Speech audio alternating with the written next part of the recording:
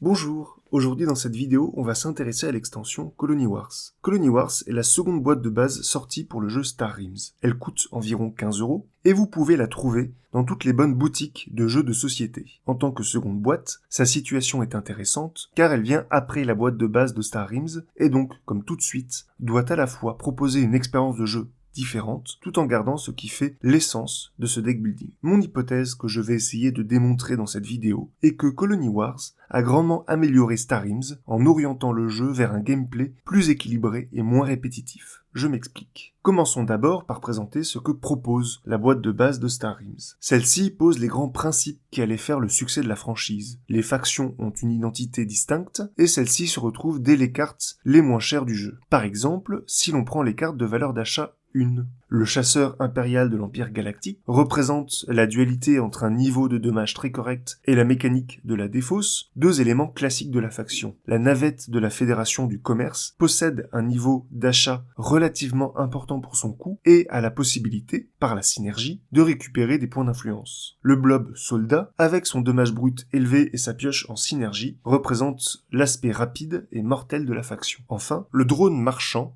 par la flexibilité du mécanisme servant à retirer des cartes, permet d'utiliser facilement celle-ci et donc guide naturellement le joueur à optimiser le contenu de son deck. Or, lorsque l'on prend l'habitude de jouer avec cette boîte, on remarque très rapidement que certaines cartes deviennent des must-buy, que l'on doit acheter. C'est-à-dire qu'il y a certaines cartes tellement rentables ou puissantes qu'il vaut mieux les acheter plutôt que de les laisser à l'adversaire. Dans la boîte de base, il y en a quasiment une par valeur d'achat. Le drone marchand cité précédemment en fait partie, mais on pourrait aussi citer le pod commercial ou le vaisseau cardo et bien d'autres. Ces cartes permettaient généralement de prendre de vitesse l'adversaire afin d'acheter une carte qui à elle seule allait terminer la partie, généralement un cerveau-monde ou un vaisseau amiral. La première boîte, à mon sens, avait donc ce défaut de n'être quasiment qu'une course à l'achat, le joueur rassemblant les cartes les plus fortes, gagnant généralement la partie. Il pouvait y avoir un peu de variété dans le parcours, par exemple en axant sa stratégie autour du navire d'ambassade ou en utilisant une station spatiale à la place d'un vaisseau cargo, mais généralement la partie suivait toujours une musique assez similaire. Le jeu restait certes agréable, mais souffrait dans le fond de manque de diversité et de manque de rebondissement. On pouvait prédire parfois assez rapidement ce qui allait se passer. Ce biais ne doit pas vraiment surprendre. Tous les jeux de cartes basés sur une gestion de ressources comprennent comme stratégie gagnante d'en posséder plus que l'adversaire. Seulement, quand on compare Star Realms avec d'autres jeux de cartes, on ne peut que regretter l'absence d'une stratégie alternative, voire de l'existence de contre à cette course à l'achat. L'arrivée de Colony va permettre de changer ce biais originel en rééquilibrant plusieurs éléments clés de Star Realms. Chaque faction a connu d'importantes modifications, à commencer par ces fameuses cartes must-buy qui contraignaient tant les choix stratégiques et qui ont été purement et simplement supprimées. Il existe du coup des mécanismes pour les contrer qui ne reposent plus sur le hasard de la pioche, ou en tout cas plus uniquement, et qui a pour conséquence que Star Realms est moins une course à la pioche qu'un jeu d'anticipation, d'adaptation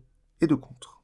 Commençons par sans doute ce qui me semble le plus marquant, la faction du culte des machines. Alors que celle-ci proposait dans sa première version 2 cartes de début de jeu permettant de retirer une carte assez librement tout en obtenant de l'achat, et donc de ne pas pénaliser le joueur pour choisir cette tactique, dans Colony Wars, il faut le niveau 4 d'achat pour retrouver une carte similaire. Dans les prix inférieurs, les cartes ne donnent plus le choix de l'endroit où on peut choisir la carte à retirer et ou ne donnent pas de commerce. La stratégie qui consiste donc à retirer de son deck les cartes de base devient donc plus risquée car elle sacrifie l'achat à la fois par l'absence de commerce sur ces cartes de culte des machines, mais aussi par le fait que les cartes retirées auraient pu être dépensées vu qu'elles étaient dans la main. Un joueur peut être pris de vitesse par un deck qui aurait donc une puissance d'achat plus forte et qui deviendrait rapidement intouchable ou qui aurait une régularité de dommages importante. Alors que dans la boîte de base, les cartes qui permettaient de retirer d'autres cartes n'étaient pas pénalisantes en soi, dans Colony Wars, le risque est grand pour que cette stratégie prive le joueur qui la met en place d'une montée en puissance rapide. Il s'agit donc d'un engagement relativement risqué, même si l'achat d'autres cartes permet éventuellement de se rattraper. On notera au passage que les cartes fantômes et Cerveau-Monde n'ont pas vraiment d'équivalent dans cette extension. La première peut certes sembler proche de la base fantôme, or si le mécanisme en soi est similaire, il s'agit de copier notre carte, le fait qu'elle ne copie que des bases la destine plus à contrer un achat adverse qu'à démultiplier de manière précoce la puissance de son deck. De plus, il est plus facile de supprimer les bases fortes, parce qu'il y en a moins, que de contrôler les bons vaisseaux qui sortent à l'achat et qui pourraient être copiés par le fantôme. La seconde carte, Cerveau-Monde, pourrait se retrouver dans le broyeur et l'incinérateur qui permettent chacune de retirer 2 cartes. Mais de fait, ces cartes ne permettent permettent pas de piocher autant de cartes qu'on en a retirées, et cela change tout. Bilan de la faction, on obtient un nerf de la capacité à retirer des cartes de son deck, et donc celle-ci est du coup moins centrale qu'auparavant, avoir moins de scrap et donc plus aussi pénalisant. Prenons maintenant la faction Fédération du commerce. Celle-ci a connu également de profondes modifications qui ralentissent la puissance commerciale qu'elle incarnait avant. Il n'y a plus de vaisseaux cargo, fort heureusement, plus de monde de négoce. En échange, les vaisseaux à bas coût produisent plus souvent 3 de commerce, au lieu de 2 et 4 auparavant, mais du coup, ont tendance à ne proposer plus qu'un maximum de 7 de commerce, ce qui interdit donc l'accès aux cartes à 8 dans le début du jeu. C'est tant mieux, parce que du coup il faut acheter plusieurs cartes d'achat, et donc avoir un engagement plus grand, ce qui implique de faire encore moins de dégâts en début de partie. Être riche dans Colony War, c'est vivre dangereusement. Les bases de la faction ne sont d'ailleurs plus aussi généreuses et polyvalentes. Le silo de stockage n'est que l'ombre du poste de négoce, et la station centrale, si elle peut sembler remplacer le monde de négoce, devient quasiment inutile dès que l'on n'a plus besoin d'achat. Les avant-postes sont réservés aux bases de plus grande valeur, qui ne peuvent donc pas être protégées correctement. La carte de la faction à 8 d'achat n'est d'ailleurs plus immédiatement décisive, comme l'était le vaisseau amiral, mais permet surtout d'accélérer le jeu, ce qui fait qu'on ne peut plus gagner en ne jouant que cette faction. À part le pacificateur, le niveau de combat généré par cette faction est d'ailleurs assez limité. La faction des blobs est sans doute celle qui a le plus gagné dans cette nouvelle configuration, alors qu'avant elle était plutôt polyvalente, notamment avec comme solution alternative pour faire du commerce, il y avait le pod commercial, le bélier et la station rotative blob. Elle est devenue dans cette boîte la solution agressive par excellence. La généralisation du mécanisme de retrait de la ligne d'achat, qui passe de 2 cartes brutes pour la boîte de base, 4 si on prend en compte les synergies, à 5 cartes dans Colony Wars,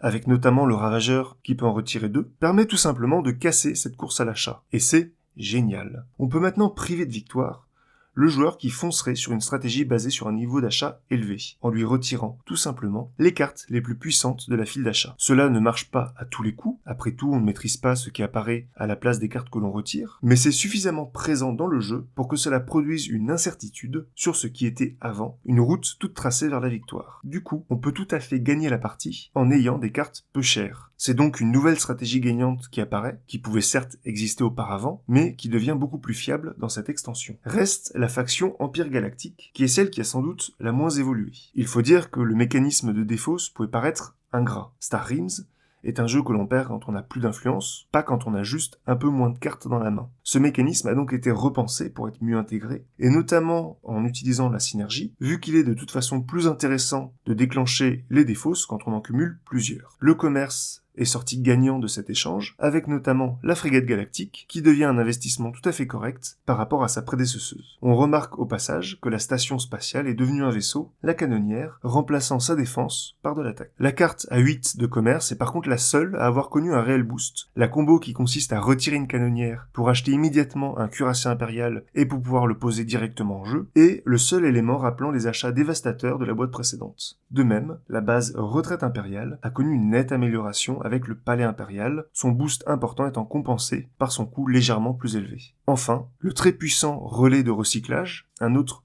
must-buy de la boîte de base, est devenu plus équilibré avec la plateforme orbitale. La pioche, de manière générale, est toujours présente dans la faction et permet de relativiser encore plus l'importance de la faction culte des machines. Il faut enfin au passage mentionner le tracker, nouveau vaisseau à bas coût, permettant de gérer sans trop de soucis la totalité des bases de Colony Wars, vu qu'il monte à 6 de dégâts si jamais une base est en jeu. Un peu d'ailleurs comme le ravageur blob. Il permet donc d'éviter la situation peu amusante où l'on se retrouve coincé en début de partie face à une base adverse qu'on ne peut pas gérer. On voit donc à travers cette comparaison en quoi cette nouvelle boîte de base permet aux joueurs d'être plus libres dans leurs choix stratégiques et donc de produire une plus grande variété de parties. Le fait que les cartes sont plus équilibrées, autrement dit moins bourrines, permet d'avoir un jeu qui se dévoile plus graduellement et qui donc permet de mieux anticiper où se dirige l'adversaire au gré de ses achats et de l'évolution de la ligne centrale. On n'est plus dans une course à l'achat. On a différentes possibilités et il va falloir choisir la meilleure. Et si on se trompe, il va falloir s'adapter. Le fait de retirer des cartes peut par exemple être plus facilement contré par la défausse, étant donné qu'une grande partie des cartes rouges nécessite que les cartes à retirer soient dans la main du joueur, au lieu d'être dans la défausse. Inversement, une stratégie de défausse peut être contrée par des cartes comme drone mécanicien qui pourront tirer parti d'une défausse alimentée par l'adversaire. Il faut aussi citer le système d'obtention directe de cartes dans la main. Un type de carte par faction peut être joué directement si l'on a joué ce tour-ci une carte de la même faction. Ce mécanisme permet au joueur de renforcer une faction qu'il joue, et donc a comme conséquence de créer un compte à rebours sur la file d'achat entre deux joueurs. Cela permet d'accélérer aussi les parties, en déclenchant de manière précoce les combos qui auraient normalement dû venir plus tard. Et donc, cela menace, encore une fois, la stratégie qui consiste à accumuler de l'achat pour acheter les cartes les plus fortes. Ce système, qui aurait pu encore plus casser le jeu, lui donne finalement un suspense supplémentaire, les cartes disponibles étant généralement moins fortes que leur version équivalente, dépourvue de ce système de raccourci. La carte balise d'alerte incarne très bien ce nouveau mécanisme.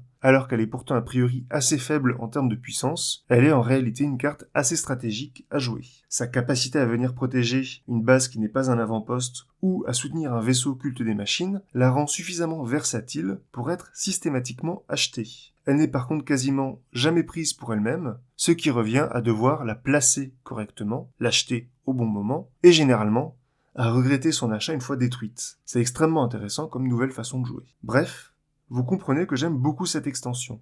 Je pense que sans celle-ci, Star Realms serait surtout resté un jeu de chance, ce qui aurait été dommage. Aujourd'hui, avec Colony, on a certes toujours un peu de hasard, mais aussi beaucoup plus de réflexion. Et c'est très bien.